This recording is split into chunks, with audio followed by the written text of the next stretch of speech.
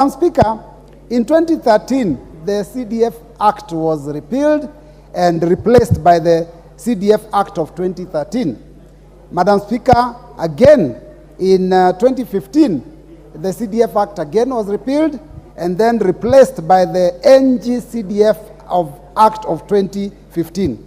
And the reason behind these changes, Madam Speaker, is that one, there has been major changes in the landscape of the country, in terms of developmental needs, in terms of understanding how the program works, and how the fund could be improved so that it could be able to serve citizens even better. Madam Speaker, also we've faced a challenge by people that have constantly gone to court to challenge this fund. And Madam Speaker, again, there's also been the new constitution of 2010.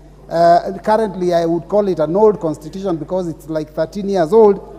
But 2010 constitution also, when it came, we also had to make sure that we align the CDF Act with the constitution so that we are not against the supreme law. So, Madam Speaker, these changes have taken place over the years, and now we are still again trying to make further changes so that we can make it even better. Madam Speaker, it is important to note that changes are not necessarily bad, and every time you must also adapt to the circumstances and the situations where you are. Madam Speaker, historically, the fund of CDF has been one of the most successful funds this country has ever had. In fact, it has been a game changer. Madam Speaker, there are places when CDF started, there were absolutely no schools, and CDF put up schools. Madam Speaker, there were chiefs that had no offices. CDF put up those chiefs' offices. Madam Speaker, I can tell you that even when CDF started, because at that time, it was even dealing with issues to do with dispensaries and healthcare. Madam Speaker, there are so many dispensaries that were put up under CDF that if they were not put up then, even the county governments today would probably never have reached that level. So, Madam Speaker, this is a game changer. And Madam Speaker, the most interesting thing to note is that CDF does not have a lot of money. Financially, every year, it's just about 100 million per constituency. But if you look at what CDF has done in all our constituencies within the counties, you will be shocked.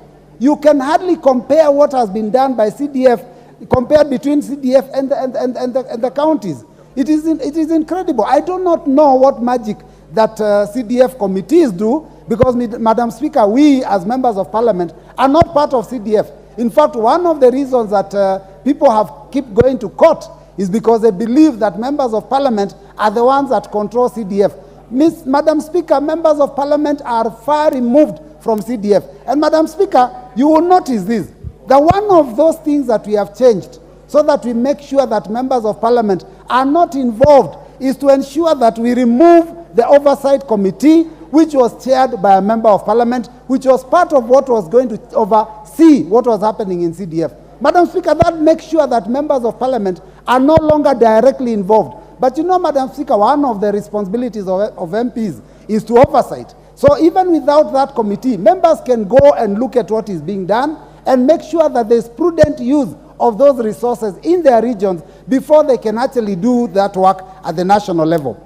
So, Madam Speaker, this bill seeks to amend various provisions of the NG-CDF Act of 2015, which has been challenged in court, and to ensure that we align it with the Constitution. And, Madam Speaker, also to ensure that there is no conflict at all between the national government projects and the county government projects. So, one of the proposals is to ensure that this fund is for the exclusive use in national government projects, as spelled out in Schedule 4 of the Constitution of Kenya 2010. That is to make sure that whatever this fund can be used to do does not in any way conflict with what the governors and the county governments are doing, so that there's no duplication. You don't put money in a project and the county is also doing the same project. That has made sure that there is complete separation, so that that problem, which has ended up many times in court, is averted.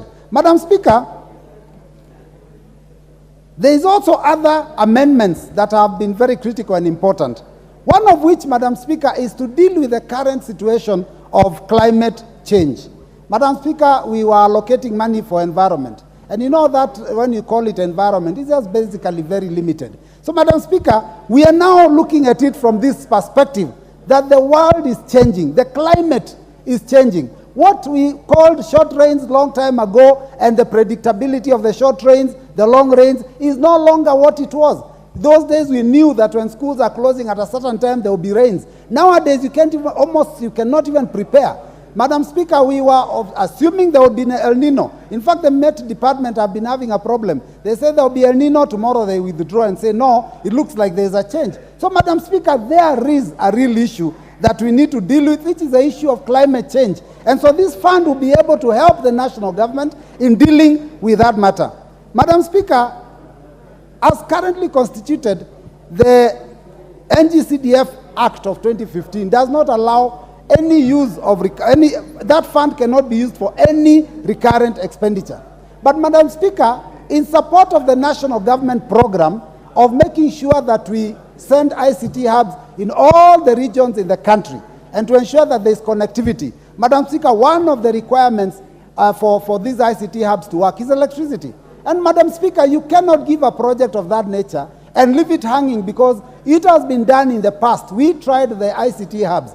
And those of us who constructed them and equipped them, they failed simply because there was no way that the recurrent cost of running them could have been met because there was no money being generated. So now the fund is allowing the use of at least part of that administrative money to be able to deal with the electricity cost that is incurred by those ICT hubs across the country, so that we can ensure that our people are connected and they are able to use this system for their own benefit.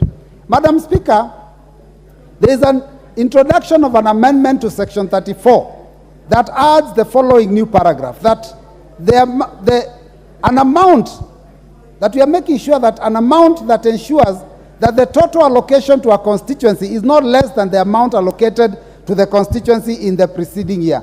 Madam Speaker, this has been brought about by the fact that this fund has always been pegged on a percentage. But Madam Speaker, there is possibility that the government revenues could fall. And Madam Speaker, it would be very painful if they were to fall and projects that were already funded and that were requiring to go to phase 2 are unable to be implemented. So Madam Speaker, that is why we have ensured that the monies that are received under CDF, NGCDF of 2023 will not reduce below that amount. Because you all know the cost of inflation. We all know that even those people that work under that department have to be paid, and salaries cannot go down, they have to keep going up. So Madam Speaker, that has been proposed so that we can be able to ensure that the fund does not reduce but is maintained at a certain level and can only go up. Madam Speaker, finally, there is a recruitment of the board.